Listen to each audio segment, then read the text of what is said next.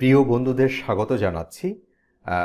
আজকে আমরা যে বিষয়টা নিয়ে আলোচনা করব, আমরা সবাই জানি যে 7টি কৃষি যে বিশ্ববিদ্যালয় আবেদন প্রক্রিয়া চলছে এবং সেই আবেদন প্রক্রিয়ায় আসলে ভর্তি প্রক্রিয়াটা কেমন হবে সেই বিষয়গুলো নিয়ে আমরা দেখার চেষ্টা করব এবং ফলাফলের প্রস্তুতি কিভাবে আসলে ফলাফলটা নির্ণয় করা হবে এবং আমরা কিভাবে আবেদনের সময় ছবিটা আপলোড করব। আমরা জানি যে ছবি আপলোড না করলে প্রবেশপত্র ডাউনলোড করা যাবে না, অর্থাৎ ছবিটা আপলোড করতে হবে।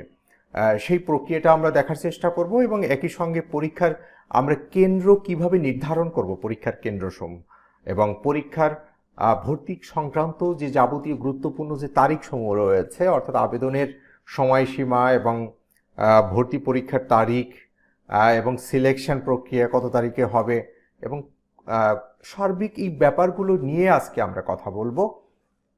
তো আমরা স্ক্রিনে চলে যাচ্ছি। স্ক্রিনে হচ্ছে admission-agri.org এই যে ওয়েবসাইট রয়েছেন এবং এই ওয়েবসাইটের মাধ্যমে শিক্ষার্থী বন্ধুরা অ্যাপ্লাই করবে 7টি কৃষি বিশ্ববিদ্যালয়।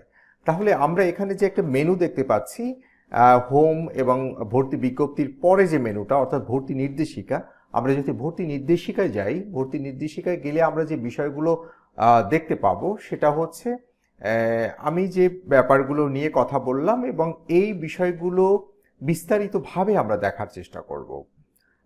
আমরা জানি সবাই, আমি একটু প্রথম থেকেই শুরু করছি যে আবেদন করার যোগ্যতা আমরা ইতিমধ্যেই জেনেছি, আমার অন্য ভিডিওগুলোতে এই বিষয়ে আলোচনা হয়েছে।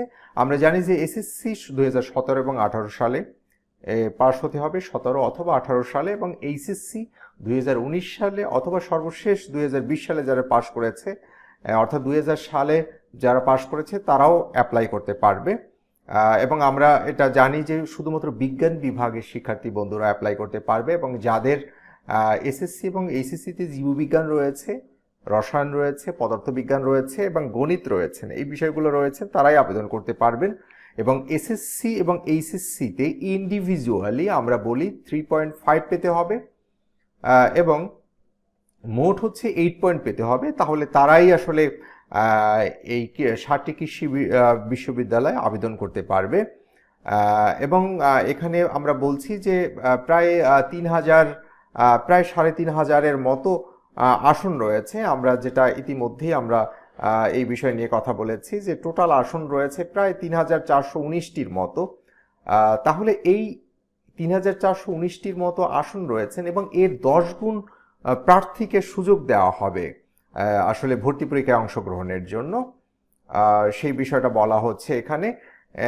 যাই হোক, আমরা তাহলে স্কিপ করে চলে যাচ্ছি এবং আবেদনের নিয়মাবলী নিয়ে ইতিমধ্যেই আমি আমার এই চ্যানেলে ভিডিও রয়েছেন, আমি এই ভিডিওটি ডেসক্রিপশনে দিয়ে দিব অথবা ভিডিওর আই বাটনে আমি দিয়ে দিব। আই বাটনে ক্লিক করলেও এই ভিডিওটা বিস্তারিতভাবে পাওয়া যাবে এবং আবেদন ফিও এখানে আলোচনা করেছি আমি। এবং পরীক্ষার কেন্দ্রের বিষয়ে একটু বলার, সেটা হচ্ছে আবেদনের সময় সিরিয়াল 1, 2, 3 এরকম করে 7টা কেন্দ্র দেয়া থাকবে। এখন একজন শিক্ষার্থী বন্ধু তার সব থেকে কাছের যে কেন্দ্রটি, সে সব থেকে কাছের কেন্দ্রটি সিলেকশন একই নিয়ে আসবে, অর্থাৎ ওখানে একটা প্লাস বাটন রয়েছেন, প্রতিটা নম্বরের পাশে প্লাস বাটন থেকে ড্র্যাগ করে ধরে সে টেনে নিয়ে আসবে 1 নম্বরে। অর্থাৎ আমি যদি বলি যে ময়মনসিংহ যার বাড়ি বা শেরপুর জামালপুরে যাদের বাড়ি, তারা কি করবেন, তারা অবশ্যই ময়মনসিংহ বাংলাদেশ কৃষি বিশ্ববিদ্যালয়ের সেই সেন্টারটা সবার 1 নম্বরে দিবে। তাহলে ওখান থেকে সে যদি 3 নম্বরেও থাকে এই সেন্টারটা, তাহলে সে এখান থেকে ধরে এনে, অর্থাৎ প্লাস বাটনে ক্লিক করে ধরে নিয়ে এসে, কার্সর ধরে নিয়ে এসে বা যে কোনো পয়েন্টার ধরে নিয়ে এসে সে 1 নম্বরে বসিয়ে দিবে।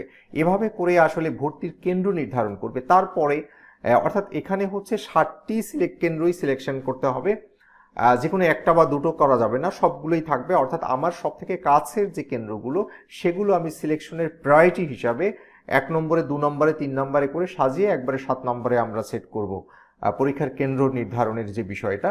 এবং ছবি আপলোডের বিষয়টা আমি সার্বিকভাবে, অর্থাৎ যখন এই যে সর্বশেষ 54,000 শিক্ষক নিয়োগ প্রক্রিয়া চলছিল, আবেদন প্রক্রিয়া ইতিমধ্যে শেষ হয়েছে, এখন রেজাল্টের অপেক্ষায় আছে।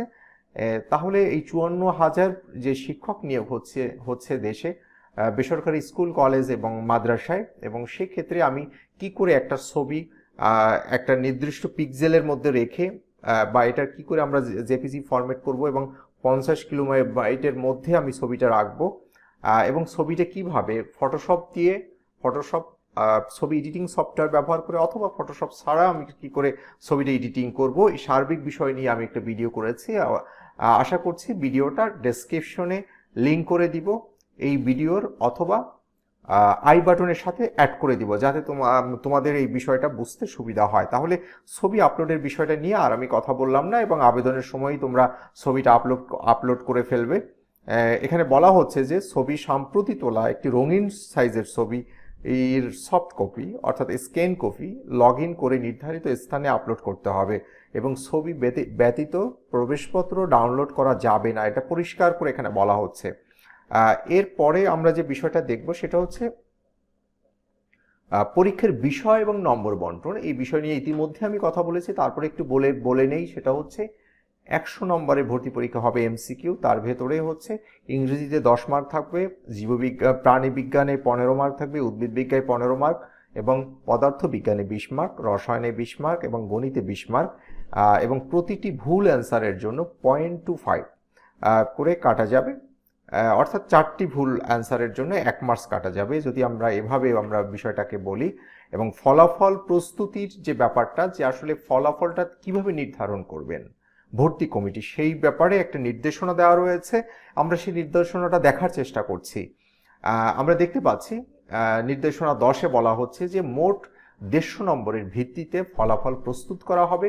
ভর্তি পরীক্ষার 100 নম্বরের সাথে এসএসসির সমমানের জন্য 25 এবং এইচএসসি সমমানের জন্য 25 নম্বর যোগ করে ফলাফল প্রস্তুত করত মেধা ও অপেক্ষমান তালিকা তৈরি করা হবে, যা ওয়েবসাইটে প্রকাশ করা হবে। এখন প্রশ্ন হচ্ছে যে আমরা এই এসএসসি এইচএসসি 25 মার্কের ক্যালকুলেশনটা আমরা কিভাবে করব, যদি এসএসসির জিপিএ কে যদি আমরা সর্বোচ্চ 5 পয়েন্ট আমাদের হিসাব করে থাকি, বা এসএসসি এইচএসসি জিপিএ আমরা জানি যে আমাদের দেশে এটা মেজার করা হয় 0.5-এ, অর্থাৎ সর্বোচ্চ 0.5-এ মেজার করা হয়ে থাকে। তাহলে ওই 0.5কে আমরা যদি 5 দিয়ে গুণ করি তাহলে 25-এ কনভার্ট করা হয়, অর্থাৎ একজন শিক্ষার্থী বন্ধু যদি 4.25 পায় বা 4.56 পেয়ে থাকে, তাহলে 4.56কে সে 5 দিয়ে গুণ করবে, বা 5 দিয়ে গুণ করলে সে যেটা আসবে মার্কসটা, সেটাই হলো 25-এর আর হিসাবের ভেতরে আসবে, সে কথাটা বলা হচ্ছে। এবং এইচএসসির ক্ষেত্রেও সমানভাবে, তাহলে এই 25, 50 আর ভর্তি পরীক্ষার 100, এটা হচ্ছে 50 মার্কে এইভাবে হিসেব করা হবে। এখানে আরও বলা হচ্ছে যে জীববিজ্ঞান অর্থাৎ এসএসসি সমমানের জীববিজ্ঞান, রসায়ন, পদার্থবিজ্ঞান ও গণিত বিষয়সমূহের প্রাপ্ত নম্বর যোগ করে 400 নম্বরের জন্য 25 ও এইচএসসি সমমানের জীববিজ্ঞান, রসায়ন, পদার্থ, গণিত বিষয়সমূহের প্রাপ্ত নম্বর যোগ করে 800 নম্বরের জন্য 25 বিবেচনা করা হবে। আমি যে কথাটা বললাম, অর্থাৎ নম্বরের টোটাল যোগ করে সেটাকে 25-এ কনভার্ট করা হবে। অর্থাৎ উদাহরণস্বরূপ ধরা যাক একজন প্রার্থী উল্লেখিত বিষয়সমূহ এসএসসিতে সমমানে 400 নম্বরের মধ্যে পেয়েছে 327 নম্বর, এবং এইচএসসি সমমানের 800 নম্বরের মধ্যে পেয়েছে 673 নম্বর। সেক্ষেত্রে ফলাফল প্রস্তুতির সময় তার এসএসসি সমমানের নম্বর হতে যদি 327কে যদি 400 নম্বরের মধ্যে 327 পেয়েছে, তাহলে 327কে 400 দিয়ে ভাগ করে 25 দিয়ে গুণ করলে তাহলে সেই 25-এর মধ্যে সে কত পেয়েছে সেই হিসাবটা বেরিয়ে যাবে। তাহলে আমরা এখানে দেখতে পাচ্ছি এসএসসির ক্ষেত্রে 25-এর মধ্যে সে পেয়েছে 20.4375, এবং এইচএসসির এই ক্যালকুলেশনটা এভাবেই, অর্থাৎ টোটাল মার্কসটাকে আমি যদি সে মার্কের টোটাল 800-এর মধ্যে হয়, তাহলে এই 800-এর মধ্যে সে কত পেয়েছে, তাহলে 800 দিয়ে ভাগ করে 25 দিয়ে গুণ করতে হবে এই সংশ্লিষ্ট মার্কসকে। তাহলে এখানে দেখাচ্ছে 21.03125, অর্থাৎ এরকম একটা ফিগার চলে আসবে 25-এর মধ্যে। তাহলে এই দুটো যোগ করে আমরা 50-এর একটা হিসাব বের করব, আর 100 মার্কের তো এমসিকিউ রয়েছে, এই 150 মার্কের হিসেব করে আসলে মেধা তালিকা নির্ণয় করা হবে। এবং এখানে আরও বলা হচ্ছে যে ফলাফলের প্রস্তুতের সময় যদি একাধিক প্রার্থীর মোট নম্বর সমান হয়ে থাকে, তবে তাদের মধ্যে মেধাক্রমকে আগে ও পরে হবে তা নির্ধারণ নিম্নের প্রাধান্য ক্রম অনুসরণ করা হবে, অর্থাৎ যার নম্বর বেশি হবে সে প্রাধান্য পাবে। তাহলে বলা হচ্ছে এখানে ভর্তি পরীক্ষার প্রাপ্ত নম্বর হিসেব করা হবে, তারপরে এইচএসসি সমমানে উল্লেখিত বিষয়সমূহের প্রাপ্ত মোট নম্বর, তারপরে হচ্ছে তারপরেও যদি দেখা যায় যে দুজনার মার্কস সমান, আমি তুলনার প্রেক্ষিতে বলছি, এইচএসসি সমমানের প্রথমে জীববিজ্ঞান বিষয় প্রাপ্ত নম্বর সে কত পেয়েছে, তারপর রসায়ন বিষয় প্রাপ্ত কত পেয়েছে, তারপর পদার্থবিজ্ঞান বিষয় প্রাপ্ত কত নম্বর পেয়েছে, এবং শেষে গণিত বিষয় প্রাপ্ত কত নম্বর পেয়েছে। তারপরে বলা হচ্ছে যে এই এসএসসি সমমানের প্রথমে জীববিজ্ঞান বিষয় প্রাপ্ত নম্বর, তারপরে রসায়ন, তারপরে পদার্থবিজ্ঞান, তারপরে গণিত, শেষে প্রাপ্ত নম্বর। এর পরেও যদি একাধিক প্রার্থীর মোট নম্বর একই সমান পাওয়া যায় তখন সে যে আগে আবেদন করেছিল তাকে প্রাধান্য দেওয়া হবে। আমরা অনেক বিশ্ববিদ্যালয়ের ক্ষেত্রে দেখেছি যে বয়সের প্রেক্ষিতে এটা প্রায় এই হিসাবটা ক্যালকুলেশন করা হয়ে থাকে। তো এখানে হচ্ছে যে আগে আবেদন করছেন তাকে প্রাধান্য দেওয়া হবে। তো যাই হোক, এভাবে হিসাব ক্যালকুলেশনটা করবে।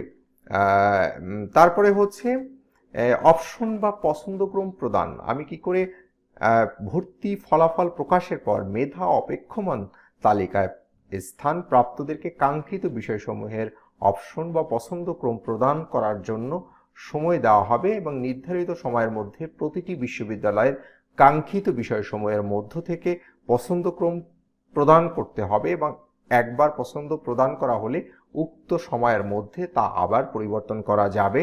তবে নির্ধারিত সময়ের পর কোনোভাবেই আর পছন্দক্রম পরিবর্তন করা যাবে না। মেধাক্রম ও পছন্দক্রমের ভিত্তিতে প্রার্থীগণ যে বিশ্ববিদ্যালয়ের যে বিষয়ে ডিগ্রির জন্য বা প্রাথমিকভাবে নির্বাচিত হবে তা ওয়েবসাইটে প্রকাশ করা হবে এবং SMS এর মাধ্যমেও জানিয়ে দেওয়া হবে। তাহলে আমরা এখানে পরিষ্কার একটা ধারণা পেলাম। এরপরে হচ্ছে যে ভর্তি প্রক্রিয়াটা আমরা জানি, সবার প্রথমে আমি আলাপ করেছি, তারপর এখানে আবার একটু বিষয়টা নিয়ে কথা বলি। ভর্তি পরীক্ষা দুটি ধাপে অনুষ্ঠিত হবে। প্রথম ধাপে মেধা তালিকার স্থানপ্রাপ্তদেরকে ভর্তি পরীক্ষার ওয়েবসাইটে নগদ, বিকাশ, রকেটের মাধ্যমে 1000 টাকা জমা দানপূর্বক ভর্তি প্রার্থিতা নিশ্চিত করতে হবে, এবং ভর্তি প্রার্থী যদি তার বিশ্ববিদ্যালয়ের বিষয় বা ডিগ্রির অটো মাইগ্রেশন বন্ধ করতে চায় তবে তাকে অবশ্যই ভর্তির পর অনলাইনে গিয়ে অটো মাইগ্রেশনটি বন্ধ করে দিতে হবে। এখানে 10,000 টাকার কথা বলা হচ্ছে। ভর্তি পরীক্ষার প্রক্রিয়াটা আমরা দেখলাম। তারপরে বলা হচ্ছে যে ভর্তির পর আসন খালি থাকার সাপেক্ষে অটো মাইগ্রেশন সম্পন্ন করার পর শূন্য আসনসমূহের তালিকা ওয়েবসাইটে প্রকাশ করা হবে এবং উল্লেখিত খালি আসনসমূহ ভর্তি হতে আগ্রহী অপেক্ষমান তালিকার প্রার্থীদেরকে অনলাইনে গিয়ে ভর্তি আগ্রহ প্রকাশ করতে হবে এবং আগ্রহ প্রকাশ করার অপেক্ষমান তালিকার প্রার্থীদের মধ্য হতে শূন্য আসনসমূহের মেধাক্রম ও পছন্দক্রম অনুযায়ী প্রার্থীদের বিশ্ববিদ্যালয় ও বিষয় ডিগ্রি নির্বাচন করা হবে এবং এই তালিকা ওয়েবসাইটে প্রকাশ করা হবে এবং SMS এর মাধ্যমেও জানিয়ে দেওয়া হবে। নির্বাচিত প্রার্থীকে ভর্তি প্রক্রিয়ায় ধারা নং 13 কয়ে বর্ণিত পদ্ধতি অনুযায়ী ভর্তির প্রথম ধাপ সম্পন্ন করতে হবে। অটো মাইগ্রেশনের যে কোনো পর্যায়ে অটো মাইগ্রেশন বন্ধ করতে চাইলে অনলাইনের লগইন করে তা করতে হবে। তাহলে এখানে আমরা একটা বিস্তারিত একটা নির্দেশনা পেলাম। এরপরে আমরা সর্বশেষ যে বিষয়টা দেখব যে তারিখ নিয়ে আমি ইতিমধ্যেই ভিডিও করেছি, তারপরেও যে গুরুত্বপূর্ণ তারিখগুলো সেগুলো একটু আমরা আবার নতুন করে দেখি। আবেদন গ্রহণ আমরা সবাই জানি যে অলরেডি শুরু হয়ে গেছে মে 2 তারিখ থেকে এবং 10 জুন তারিখে পর্যন্ত চলবে। যারা ভর্তি পরীক্ষায় অংশগ্রহণের সুযোগ পাবে তাদের তালিকা প্রকাশ ও ছবি আপলোড শুরু হবে 17 জুন থেকে। 17 জুন 2021 থেকে প্রবেশপত্র ডাউনলোড হবে 1 জুলাই থেকে 25 জুলাই পর্যন্ত এবং ওয়েবসাইটের আসন বিন্যাস প্রকাশ করা হবে 25 জুলাই তারিখে এবং ভর্তি পরীক্ষা শুরু হবে 31 জুলাই শনিবার সকাল 11:30 থেকে দুপুর 12:30 পর্যন্ত। ফলাফল প্রকাশ করা হবে 5 আগস্টের 5 তারিখের 2021 মধ্যে বলছে, এর মধ্যেই ফলাফল প্রকাশ করা হবে এবং মেধা ও অপেক্ষমান তালিকা প্রার্থীদের কোটা সহ বিভিন্ন বিশ্ববিদ্যালয়ের বিষয়সমূহ অপশন প্রদান, এটা হচ্ছে 7 আগস্ট থেকে 12 আগস্ট 2021 তারিখের মধ্যে। তারপরে হচ্ছে যে কোটায় নির্বাচিত মেধা ও অপেক্ষমান তালিকা প্রার্থীদের কোটা সংক্রান্ত ডকুমেন্টস যাচাইয়ের জন্য বঙ্গবন্ধু শেখ মুজিবুর রহমান কৃষি বিশ্ববিদ্যালয় গাজীপুরের মূল ডকুমেন্টস নিয়ে সশরীরে উপস্থিত হওয়া, সেটা হচ্ছে 9 আগস্ট থেকে 10 আগস্ট প্রতিদিন সকাল 10টা থেকে বিকাল 4টা পর্যন্ত। তারপরে হচ্ছে যে মেধা তালিকার প্রার্থীদের প্রাপ্ত বিষয় ও বিশ্ববিদ্যালয়ের নাম সহ ফলাফল প্রকাশের ক্ষেত্রে 17ই আগস্ট এর মধ্যে বলছেন, এবং মেধা তালিকায় প্রার্থীদের অনলাইনে ভর্তি ফি এর প্রথম অংশ অর্থাৎ 10,000 টাকা জমা দিয়ে ভর্তি হওয়ার আগ্রহ নিশ্চিত করা ও ভর্তির প্রাথমিক ধাপ সম্পন্ন করা হবে 22 আগস্ট থেকে 26শে আগস্টের মধ্যে। তারপরে হচ্ছে যে অটো মাইগ্রেশন সম্পন্ন করার পর শূন্য আসন যদি থাকে, শূন্য আসনের জন্য অপেক্ষমান তালিকার প্রার্থীদের মেধাক্রম অনুযায়ী প্রাপ্ত বিষয় ও বিশ্ববিদ্যালয়ের নামসহ ফলাফল প্রকাশ 31শে আগস্টের মধ্যে এবং সম্পন্ন হবে, এবং বলছেন অপেক্ষমান তালিকায় প্রার্থীদের অনলাইনে ভর্তি ফি এর প্রথম অংশ 10,000 টাকা জমা দিয়ে ভর্তির প্রাথমিক ধাপ সম্পন্ন করা হবে সেপ্টেম্বরের 2 তারিখ থেকে 6 সেপ্টেম্বরের মধ্যে, এবং দ্বিতীয় অটো মাইগ্রেশন সম্পন্ন করার পর শূন্য আসনে যদি থাকে অর্থাৎ শূন্য আসনের জন্য অবশিষ্ট অপেক্ষমান তালিকার প্রার্থীদের মেধাক্রম অনুযায়ী বিশ্ববিদ্যালয় ও বিষয়ভিত্তিক ফলাফল প্রকাশ করা হবে সেপ্টেম্বরের 8 তারিখের মধ্যে। এবং এরপরে বলা হচ্ছে যে দ্বিতীয়বার অপেক্ষমান তালিকা হতে নির্বাচিত প্রার্থীদের অনলাইনে ভর্তি ফি এর প্রথম অংশ 10,000 টাকা জমা দিয়ে ভর্তি হওয়ার আগ্রহ নিশ্চিত করা ও ভর্তির প্রাথমিক ধাপ সম্পন্ন করা আর জন্য 12 সেপ্টেম্বর থেকে 14 সেপ্টেম্বরের মধ্যে সম্পন্ন হবে, এবং ভর্তির প্রাথমিক ধাপ সম্পন্ন করা প্রার্থীদেরকে সর্বশেষ অটো মাইগ্রেশনের পর প্রাপ্ত নিজ নিজ বিশ্ববিদ্যালয়ে গিয়ে ওই বিশ্ববিদ্যালয়ের জন্য প্রযোজ্য ভর্তি ফি এর সাথে পূর্বে জমাকৃত 10,000 টাকা সমন্বয় করা এবং মূল ট্রান্সক্রিপ্ট, প্রশংসাপত্র ও যদি কোটা থাকে তাহলে কোটা ডকুমেন্ট সহ জমা দিয়ে ভর্তি কার্যক্রম চূড়ান্ত করা, এবং এর কোনরূপ ব্যত্যয় হলে তারা ভর্তি বাতিল বলে গণ্য হবে, সে কথা পরিষ্কার করে বলা হচ্ছে। এবং এটা সম্পন্ন হবে 21শে সেপ্টেম্বর থেকে 23শে সেপ্টেম্বরের মধ্যে, এবং বিভিন্ন বিশ্ববিদ্যালয় ক্লাস শুরুর তারিখ ভর্তি সম্পন্ন হওয়ার পরপরই স্ব বিশ্ববিদ্যালয়ের ওয়েবসাইটে প্রকাশ করা হবে। তাহলে 23 সেপ্টেম্বর যদি কার্যক্রম সমাপ্ত হয় তাহলে বলা যায় যে সেপ্টেম্বরের শেষে যদি শুরু করতে নাও পারে তাহলে অক্টোবর থেকে ক্লাস শুরু হবে, অক্টোবরের প্রথম সপ্তাহ থেকে ক্লাস শুরু হবে। এবং এখানে আমরা স্টেটমেন্ট দেখতে পাচ্ছি যে প্রফেসর ডক্টর মোহাম্মদ গিয়াসউদ্দিন মিয়া, ভাইস চ্যান্সেলর এবং বঙ্গবন্ধু শেখ মুজিবুর রহমান কৃষি বিশ্ববিদ্যালয় ও সভাপতি কেন্দ্রীয় ভর্তি কমিটি। তাহলে আমরা এই বিষয়ে বিস্তারিতভাবে তথ্য পেলাম। তাহলে আমরা আজকে প্রধানত যে বিষয়গুলো দেখার চেষ্টা করেছি সেটা হচ্ছে ভর্তি প্রক্রিয়া কিভাবে সম্পন্ন হবে এবং কিভাবে ফলাফল প্রস্তুত করা হবে এবং কিভাবে আমরা ছবি আপলোড করব সেই বিষয়টা, এবং পরীক্ষার কেন্দ্র কিভাবে আমরা নির্ধারণ করব সেই বিষয়টা, এবং ভর্তি সংক্রান্ত গুরুত্বপূর্ণ যে তারিখগুলো যেটা আমাদের জানা খুব প্রয়োজন। যেসব বন্ধুরা ইতিমধ্যেই তোমরা আবেদন করবে এবং ইতিমধ্যে তোমরা যারা আবেদন করে ফেলেছ। তাহলে আজকে এ পর্যন্তই, এবং বিশ্ববিদ্যালয়ের সর্বশেষ তথ্য এই ইউটিউব চ্যানেলে জানানো হয়ে থাকে। কাজেই সবাই সাবস্ক্রাইব করো এবং বন্ধুদের নিকট শেয়ার করো যাতে তোমাদের বন্ধুরা তথ্য পেতে পারে। আজকে এই পর্যন্তই, সবাই ভালো থাকো, সুস্থ থাকো, আল্লাহ হাফেজ।